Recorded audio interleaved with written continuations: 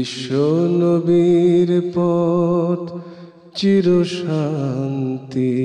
পথ, অশান্ত বিশ্বে তুমি রহমত, এসো তাই মেধা মননে জেনে নি। আসসালামু আলাইকুম রহমতুল্লাহি ওয়া বারাকাতুহু। সুপ্রিয় দর্শক শ্রোতা, প্রতিবারের মতো সাপ্তাহিক যে আয়োজন এনটিভির দারসুল হাদিসের প্রোগ্রামে আমি আপনাদের সবাইকে জানাচ্ছি স্বাগত। মহানবী সাল্লাল্লাহু আলাইহি ওয়াসাল্লামের বিভিন্ন দিক নিয়ে, বিশেষ করে ইবাদতের দিক নিয়ে এই দারসুল হাদিসের অনুষ্ঠান অনুষ্ঠিত হচ্ছে। আমি আপনাদের সামনে সলাতুল ইশা এবং সলাতুল ফজরের ব্যাপারে কিছু কথা রাখছি। আশা করি আপনারা উপকৃত হবেন। আপনাদের সলাতুল ইশা এবং সলাতুল ফজর আরও সুন্দর হবে এবং আল্লাহর রাসূল সাল্লাল্লাহু আলাইহি ওয়াসাল্লামের দিক নির্দেশনা অনুযায়ী হবে, আশা করি ইনশাআল্লাহ। আমরা সলাত আদায় করি, অনেকেই গতানুগতিক সলাত আদায় করে থাকি।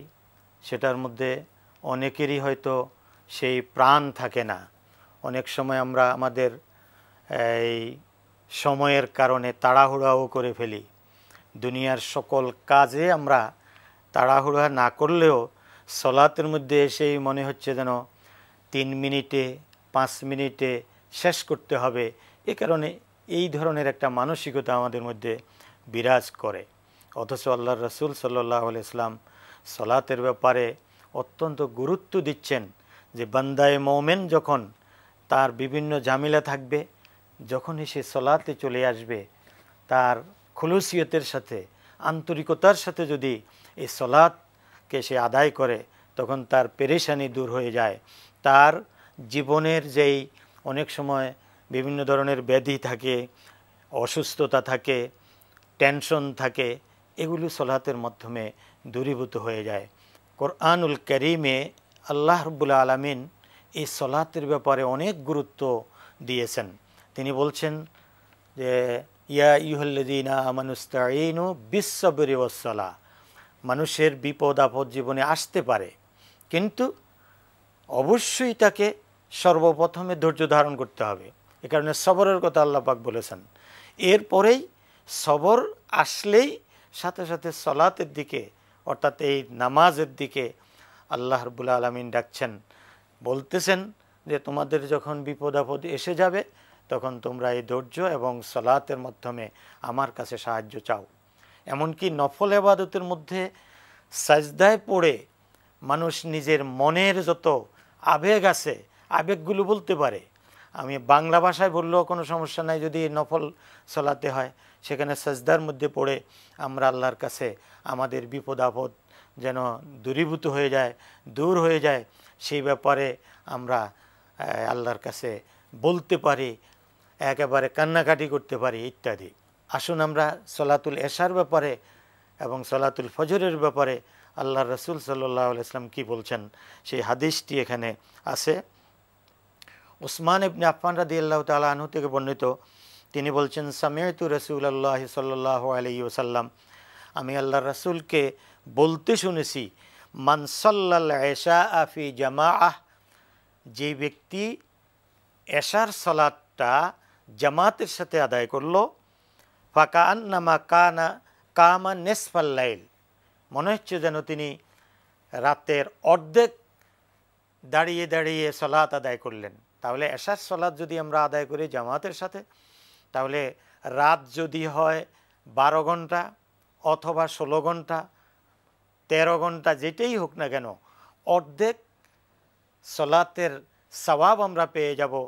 আল্লাহ রাসূল সাল্লাল্লাহু আলাইহি ওয়াসাল্লাম বলতেছেন যে অর্ধেক রাত্রির সওয়াব হয়ে গেল, যেন আমরা এশার সলাত যদি আদায় করে নিতে পারি জামাতের সাথে, তাহলে এই সওয়াবটুকু পাচ্ছি।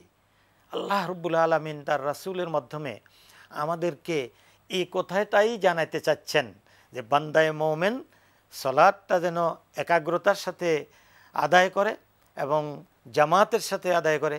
জামাতের ফজিলত সম্পর্কে আল্লাহ রাসূল কত সুন্দর কথা বলেছেন যে 4 রাকাত সালাত এশার এটা যদি আমি ইমামের পিছনে আদায় করতে পারি তাহলে আল্লাহ পাক আমাকে অর্ধ রাত্রির সে কিয়ামের মাধ্যমে যে ইবাদত করতাম সেটার সওয়াব দিয়ে দিচ্ছেন।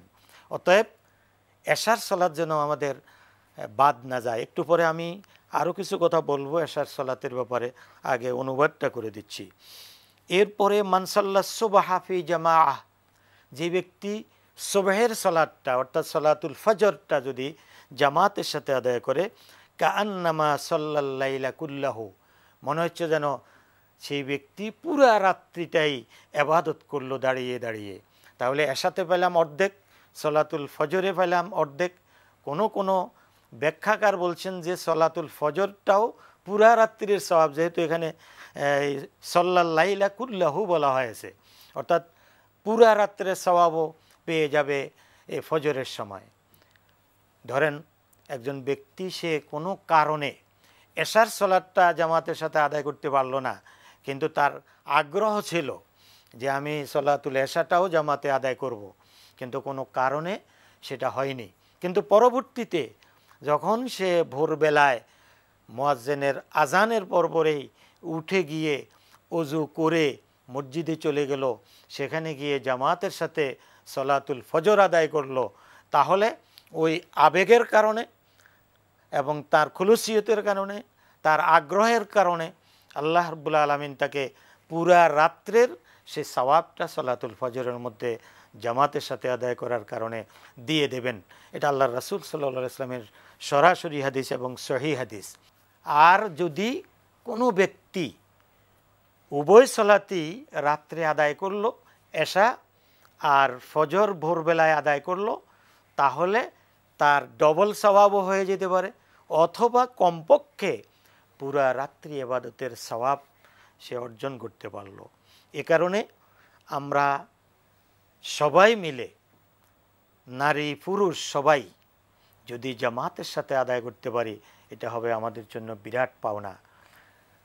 প্রশ্ন করতে পারেন যে নারীর কথা কেন বললেন?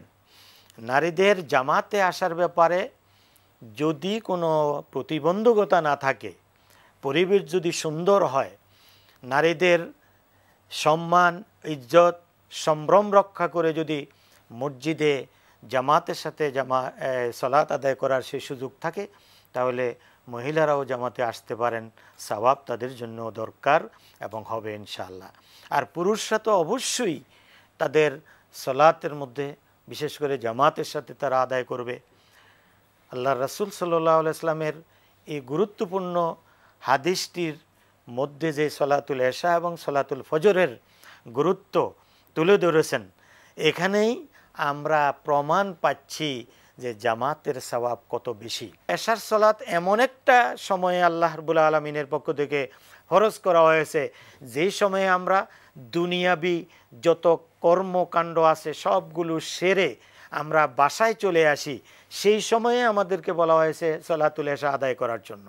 আর আমরা বাসায় এসে হাত মুখ ধুয়ে সুন্দর মতো ওযু করে আমরা চলে গেলাম মসজিদে, যেন আল্লাহ রাব্বুল আলামিনের দরবারে আমার যদি এই রাত্রিতে আমার মৃত্যু চলে আসে, যেন আমরা আল্লাহ রাব্বুল আলামিনের দরবারে হাজিরি দেওয়ার পরে যেন আমার এই মৃত্যুটা হয়। মৃত্যুটা হলে সেটা আমার সালাতের আন্ডারে হবে, যেটা হাদিস দ্বারা বোঝা যায় যে অর্ধরাত্রি পর্যন্ত কিয়ামের বা এই নামাজ আদায় করার সওয়াব আল্লাহ পাক দিচ্ছেন। অতএব এই অর্ধেকের ভিতরে যদি আমি মৃত্যুবরণ করি, তাহলে সালাতুল এশার কারণে আমি সেই সালাতের মধ্যেই আসি মনে করা হবে আমাদের। সালাতুল এশার মাধ্যমে যদি আমরা আমাদের ওই রাত্রির শেষ সালাতটা হয়ে থাকে, তাহলে অবশ্যই আল্লাহ রাব্বুল আলামিনের দরবারে আমরা সালাতের অবস্থায় মৃত্যুবরণ করেছি এটা বোঝা যাবে। প্রিয় দর্শক শ্রোতা, আরেকটি ছোট্ট কথা আমি বলতে চাচ্ছি, যদিও সেটাও গুরুত্বপূর্ণ। আমাদের রাত্রির শেষ ভাগের যেই সালাতটা সালাতুল ভিতর, যেটা আমরা এশার সাথে শেষ সালাতটা আদায় করে থাকি, এটাও অত্যন্ত গুরুত্বপূর্ণ। সালাতুল ভিতরের আমরা যেই তাকবীরের পরে যেই দোয়ায় কুনুত যেটা আদায় করে থাকি, সেখানে পরিপূর্ণভাবে আমরা আল্লাহর দরবারে ওয়াদা করতেছি, অঙ্গীকার করতেছি, সেখানে অনেক কথা বলতেছি। অনাত্রুকু মাইয়াফ জুরুকা, আমরা নিজেরা তো খারাপ কাজ, খারাপ কথা বলবই না, মিথ্যা কথা বলবই না, অন্যকে বলতেও দেব না। এমনকি যে মিথ্যা কথা বলে বা খারাপ কাজ করে, খারাপ কথা বলে, তাদেরকে পর্যন্ত আমরা বর্জন করব। অনাত্রুকু, আমরা বর্জন করব। মাইয়াফ জুরুকা, যে হে আল্লাহ আপনার ফাসিকি করে, ফুজুর করে, অর্থাৎ খারাপ কাজ, খারাপ কথা যারা করে বলে, তাদেরকে পর্যন্ত আমরা বর্জন করি। কত সুন্দর আমি আর আপনি সলাতুল ভিতরের মধ্যে যেই অঙ্গীকার দিচ্ছি আল্লাহ রাব্বুল আলামিনের দরবারে, এরপরে যদি রাত্রির বেলায় আমার মৃত্যুবরণ হয়ে যায়, আল্লাহ যদি আমার ভাগ্যে মৃত্যু রেখে থাকে, তাহলে দেখেন কত স্বচ্ছভাবে আমরা আল্লাহর দরবারে যেতে পারি। কারণ আমার আর আপনার একদিন না একদিন এই দুনিয়া থেকে চলে যেতে হবে। সেটা যদি সলাত অবস্থায় যদি যেতে পারি, তাহলে সেটা হবে বিরাট একটা সুযোগ আমাদের জন্য। আল্লাহর দরবারে বিরাট একটা অবস্থায় আমরা যেতে পারবো। আর সলাতুল এশা এত গুরুত্বপূর্ণ একটি ইবাদত, যেটা আমার দিনের শেষের অংশে আমরা করে থাকি, অর্থাৎ রাতের ইবাদতের পরে। সলাতুল এশার পরে কিয়ামুল লাইল সেটা ভিন্ন ব্যাপার, তাহাজ্জুদ ভিন্ন ব্যাপার, কিন্তু কমপক্ষে ফরজ সলাত যেটা, সেটাই হলো সলাতুল এশা। এই এশার মাধ্যমে যেন আমরা আল্লাহর দরবারে আমরা সবাই সলাত অবস্থায় যেতে পারি, সেই তৌফিক কামনা করছি। আরেকটি বিষয় হচ্ছে সলাতুল ফজরের ব্যাপারটি। সলাতুল ফজরটা এমন সময় আল্লাহ রব্বুল আলামিন ফরজ করেছেন, যেই সময়টা অনেকেই ঘুমন্ত অবস্থায় থাকে। এ কারণে আল্লাহ রব্বুল আলামিনের পক্ষ থেকে এবং আল্লাহর রাসূলের প্রদর্শিত পন্থা অনুযায়ী মুয়াজ্জিন সাহেব আজান দিচ্ছেন। যেই শব্দগুলো দিয়ে আজান দিচ্ছেন, সেই শব্দগুলো কিন্তু মুয়াজ্জিনের মুখ থেকে বের হচ্ছে ঠিক, কিন্তু সেগুলো আল্লাহর উলুহিয়তের আহ্বান, আল্লাহর একত্ববাদের আহ্বান, সলাতের আহ্বান, কামিয়াবির আহ্বান, সফলতার আহ্বান, ঘুম থেকে উঠে আল্লাহর দিকে আসার আহ্বান।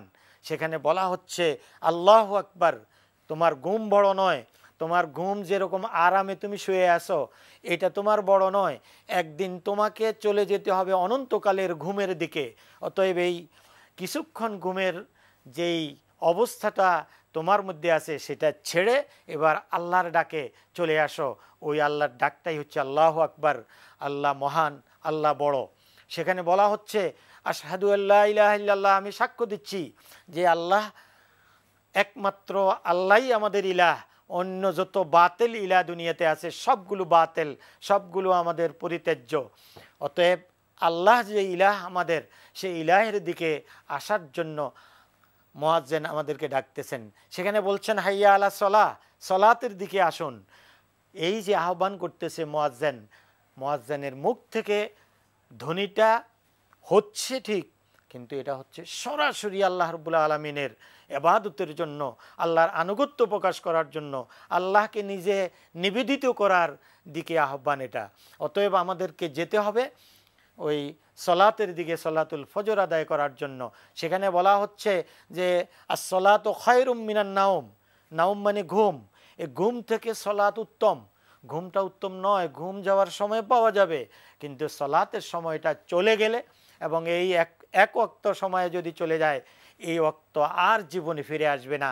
কারণ আগামী দিন যেই সময়টা ফিরে আসবে, সেটা হচ্ছে আরেকটি সলাত, আরেকটি সলাতুল ফজর আদায় করার জন্য।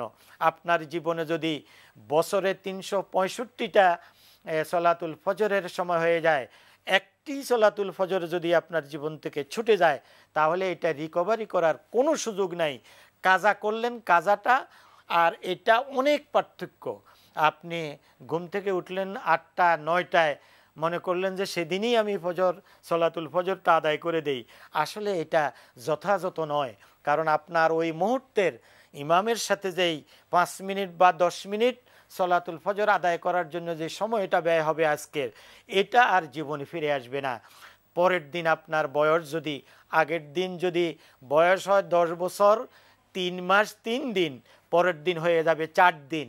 অতএব ওই 3 দিনের ওই সময়টি আপনার জীবনে আর ফিরে আসবে না।